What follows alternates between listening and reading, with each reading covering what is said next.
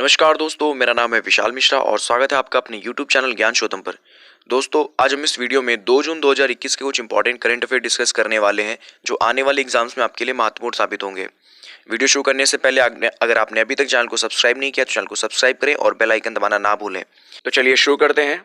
आज का हमारा पहला क्वेश्चन है, लिटिल ब्लड टेल जिसे मॉनसून का अग्रदूत कहा जाता है, ये किस प्रकार की प्रजाति को बिलोंग करता है? आपके ऑप्शंस हैं option A hummingbird, option B dragonfly, option C frog या फिर ऑप्शन डी टर्टल। और आपका राइट आंसर हो जाएगा option B dragonfly. Little blood tail एक छोटा ड्रैगन फ्लाई है जो भारत के केरल राज्य में बहुतायत में पाया जाता है और ड्रैगन फ्लाई की इस प्रजाति को जून की शुरुआत से सितंबर के बीच देखा जा सकता है। भारत में मानसून की शुरुआत भी 1 से 3 जून के बीच होकर सितंबर तक रहता है, इसलिए इन्हें हार्बिंगर ऑफ मानसून यानी मानसून का अग्रदूत भी कहा जाता है।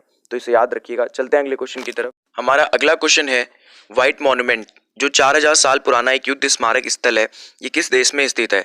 आपके ऑप्शन है option A Japan, option B India, option C Syria या फिर ऑप्शन डी इजराइल। और आपका राइट आंसर हो जाएगा ऑप्शन सी सीरिया। एक नए अध्ययन के मुताबिक 4000 साल पुराना युद्ध स्मारक जिसे व्हाइट मॉन्यूमेंट कहते हैं, सीरिया में युद्ध में मृत सैनिकों के सम्मान में आज से लगभग 4000 साल पहले बनाया गया था। और बात करते हैं सीरिया की, तो इसका ऑफिशियल नेम है सीरियन अरब रिपब्लिक, जो कि एक वेस्ट एशियन कंट्री है।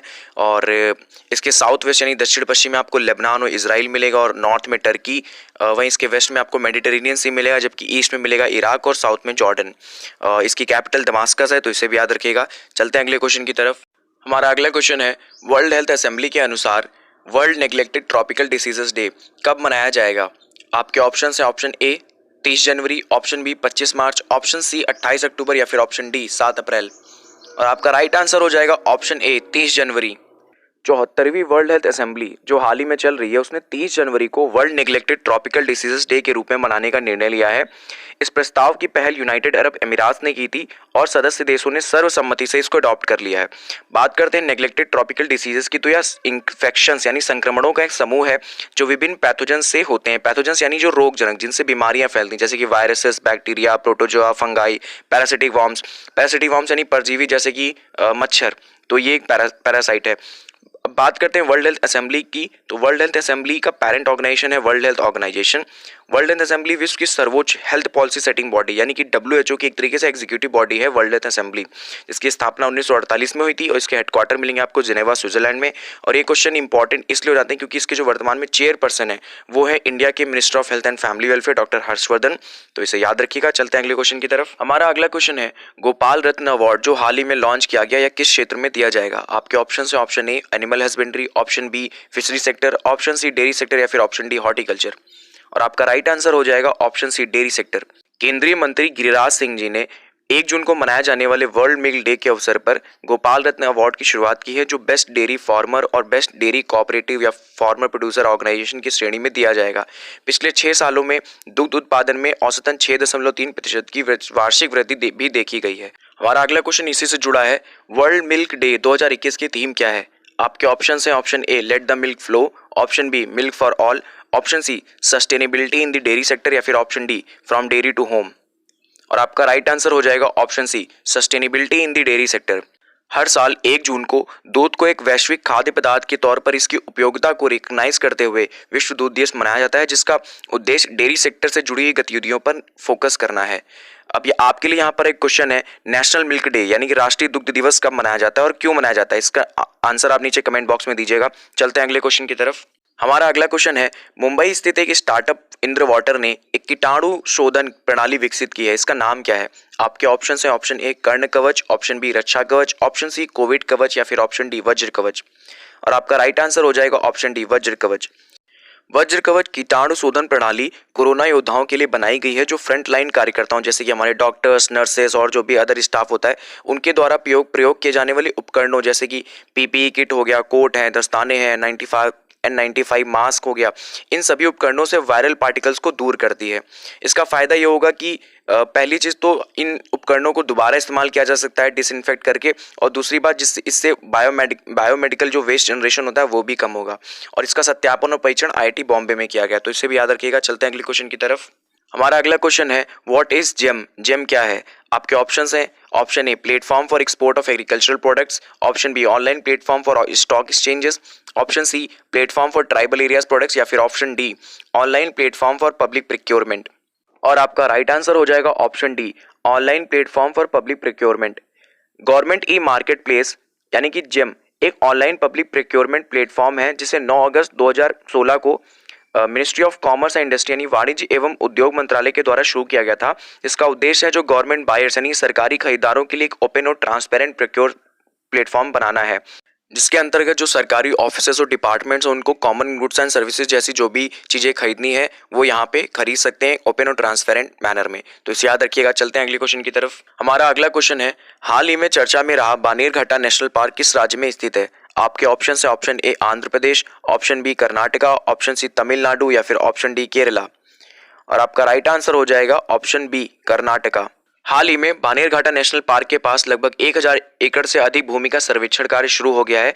इस भूमि को एलिफेंट कॉरिडोर यानी हाथियों के गलियारे के रूप में विकसित किया जाएगा, जो एशियाई हाथी को एक सुरक्षित क्षेत्र प्रदान करेगा और इससे ह्यूमन एनिमल कॉन्फ्लिक्ट जो होते हैं उनकी संख्या में भी कमी होगी।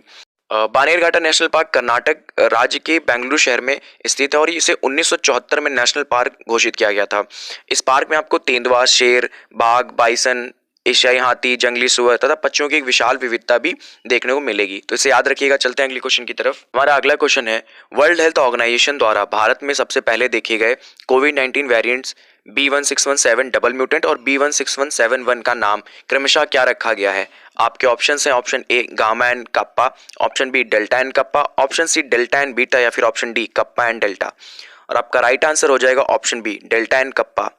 हाल ही में वर्ल्ड हेल्थ ऑर्गेनाइजेशन ने कोविड-19 के वेरिएंट्स को ग्रीक अल्फाबेट्स के आधार पर उनका नामकरण करने की बात कही है, लेकिन वर्ल्ड हेल्थ ऑर्गेनाइजेशन ने यह भी कहा है कि इन वेरिएंट्स को इनके वैज्ञानिक नामों से ही जाना जाएगा, यानी B1617 डबल म्यूटेंट और B1671।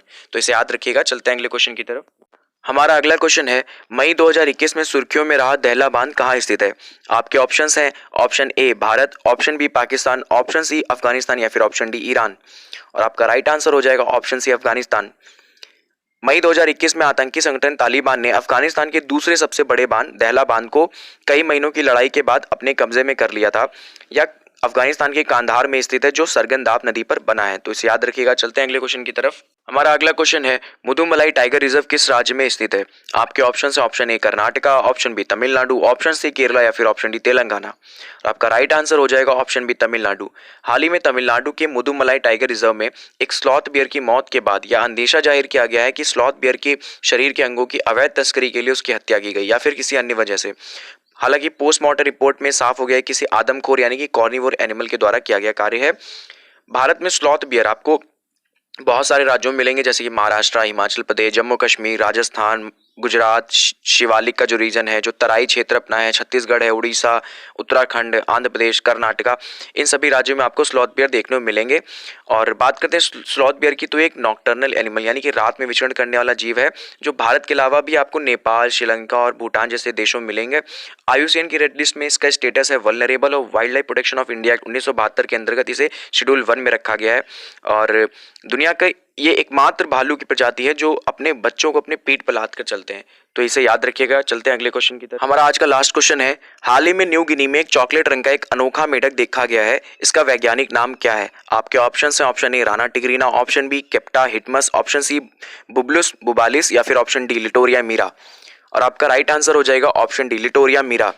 यह मेढक दुनिया के दूसरे सबसे बड़े द्वीप न्यू गिनी के जंगलों में पाया गया है और इसका जो लैटिन नेम है वो है लिटोरिया मीरा, जिसका शाब्दिक अर्थ होता है हैरानी भरा।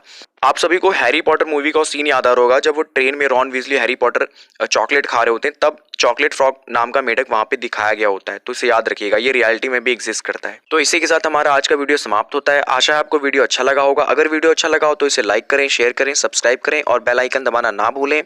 मिलते हैं कल एक नए वीडियो के साथ, तब तक के लिए नमस्कार, धन्यवाद।